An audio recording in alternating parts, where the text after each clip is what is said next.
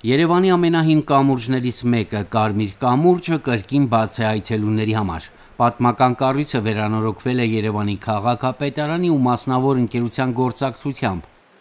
Աշխատանքը կատարվել է դետալների նկատմամբ մեծ ուշադրությամբ, պահպանվել են պատմական ու մշակութային շերտերը։ Երևանի քաղաքապետ Տիգրան Ավինյանի խոսքով վերանորոգումը կատարվել է հին վարպետների տեխնիկային հավատարիմ մնալով։ 2023 թվականից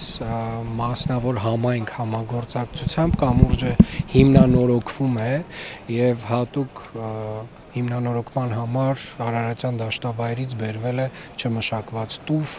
իրանական հին մեթոդներով իրականացվել են քարի մշակման աշխատանքներ, որպեսզի կարողանան վերականգնել ամբողջական հին տեսքը Կարմիր կամուրջի եւ իրապես շատ լավ աշխատանք է արվել։ 10-ից 13-րդ դարերով թվագրվող կամրջի վերականգնումը տարբեր փուլեր է անցել։ Նման աշխատանք վերջին անգամ նախաձեռնվել է նախորդ դարի 90-ականներին, բայց այդպես էլ ավարտին չի հասել։ Վերջին տարիներին հուշարձանների վերականգնման եւ ամրակայման աշխատանքներին պետության հատկացումները մի քանի անգամ ավելացել են, ասում է ԿԳՄՍ նախարար Ժաննա Անդրեասյանը։ Նախարարի խոսքով մասնավոր հատվածի ներգրավումն այս գործընթացի մեջ փոխել է հանրային վերաբերմունքը մշակութային ժառանգության պահպանության նկատմամբ։ Մենք խոսում ենք հուշարձանի մասին եւ բնականաբար հուշարձանի վերականգնման նախագիծը բոլոր աշխատանքները վերահսկվել են նախարարության մասնագիտական խորհրդի կողմից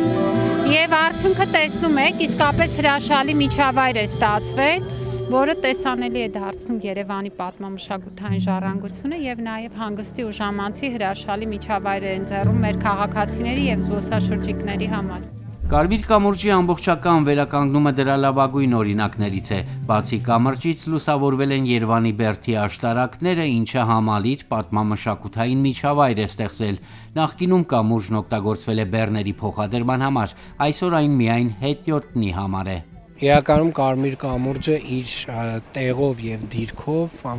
մեր կարևոր հուշարձաններից է, որովհետեւ ժամանակին քաղաքի մուտքը եղել է հենց Կարմիր կամուրջով։ Այս վայրերի ձգողականությամբ արդեն կանչելու է մարդկանց, հաշվի առնելով նաեւ որ հարակից հատվածում կան հասարակական տարածքներ, հյուրանոց կա եւ այստեղ կարծում եմ շարժը շատ ավելի ակտիվանալու է։